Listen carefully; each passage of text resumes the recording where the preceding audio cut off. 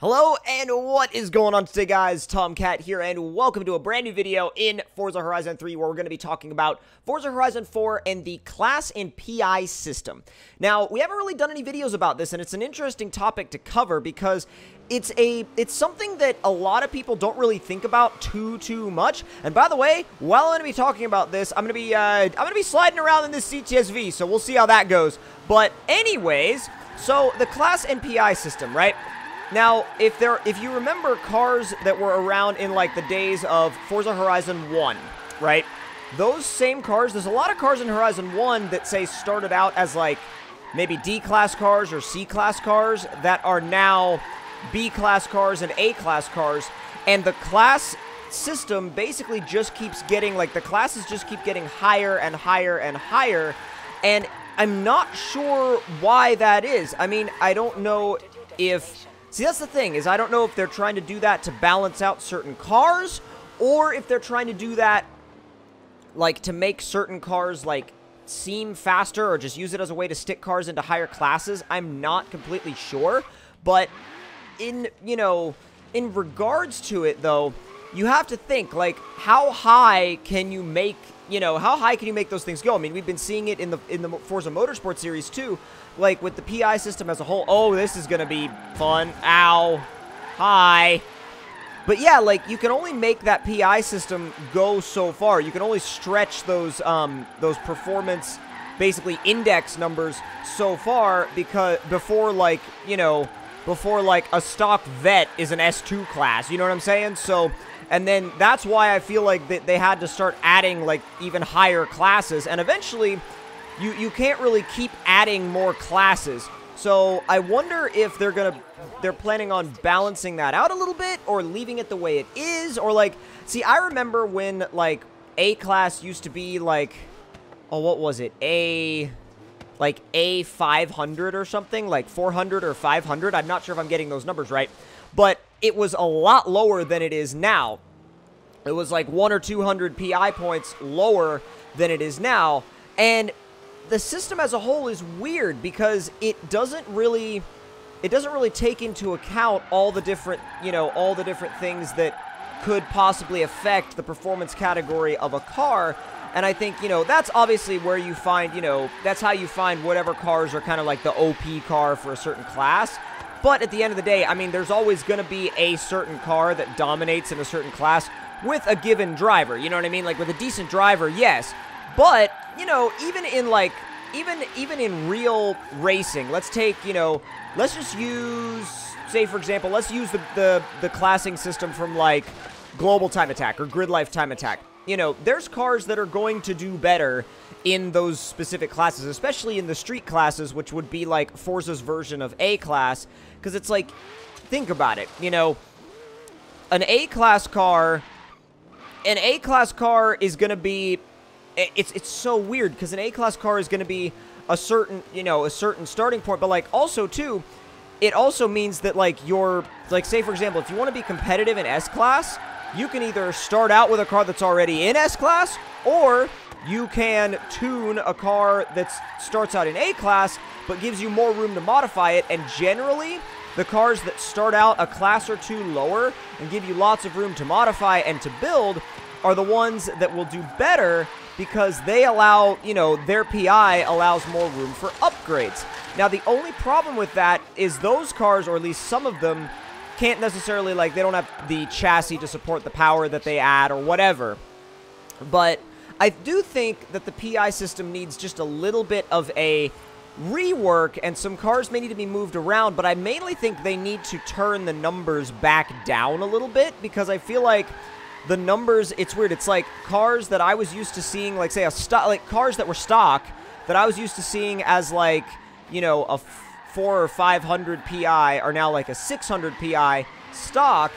And I don't think it was necessary to bump the numbers up all that much. You know what I mean? Like, I don't think it was necessary to, like, push them to that level. Now, I mean, I'm sure they have their own reasons for it, but I still am trying to figure out where those reasons exactly, like, sit in the grand scheme of things, because I didn't think I never necessarily thought before that the PI system needed a rework, but it's interesting because people now have been saying that with this current PI system, it does need to be reworked. So that could be an interesting point of discussion, and I want to hear your guys' opinions on what you think about the current PI system as a whole in regards to where certain cars are classed, if you think the classing system is fair, and keep in mind, we're keeping this more related to Horizon and not Motorsport, but if you want to throw, like, Motorsport in there, you can. You know, just keep it, again, keep it more focused on Horizon, but still, like, I want to hear your guys' opinions on whether or not you think, like, you know, the PI and the classing system is completely fine and it's fair, and to leave it, and if they should leave it alone, or if you think they should, you know, rework it a little bit, or if you think they should take it back, like, way back to the drawing board. So, because I've heard some different opinions. I've heard some people say that it's fine, and I've heard some people that say it needs minor tweaks and then it'll be fine. And I've heard some people that are like, they need to throw it away and start all over, and then it'll be fine.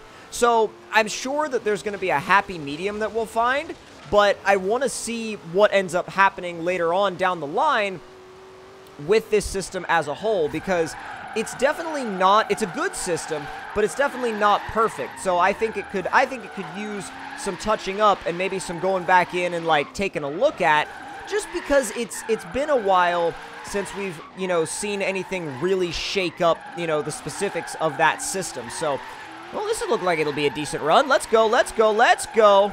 There's 9. Ooh, let's go. Oh, there's 100. Come on. Oh. There's 120. There's 124, 950. That's not bad. That's not terrible. But I think at the end of the day, really, by reworking the PI system and going into it and really, like, reworking it, I think it may help with online race classing and stuff like that, you know, but it may also help putting cars that are more balanced for each other a little bit closer together.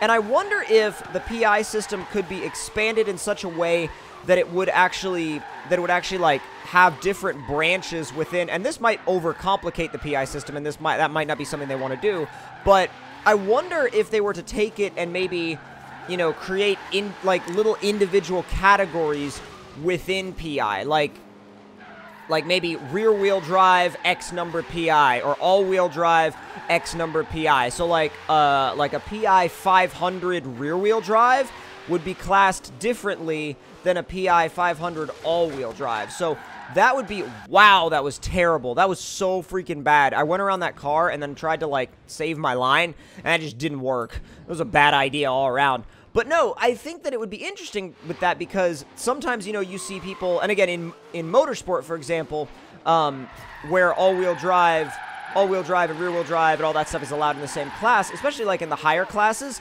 with the cars with higher power, they, you know, you can see them, like, kind of exploit the all-wheel drive, but to be fair, like, the all-wheel drive does add weight, and it also adds a little bit of push in corners, so you could argue that that's down to driver at that point, but a car that can hook up, you know, 1400 high, wow, he went right into me, but a car that can hook up 1400 horsepower at all four wheels in second gear is just going to absolutely take off, versus, like, a rear-wheel drive car trying to hook up, hell, 900 horsepower, because traction, you know, like, high horsepower rear-wheel drive traction is not always the biggest forte of Forza. I mean, like, I get it, like, and that's the thing, is, like, I don't want them to change that. I think it's fine the way it is. It makes you manage the car more, which I think is a lot of fun.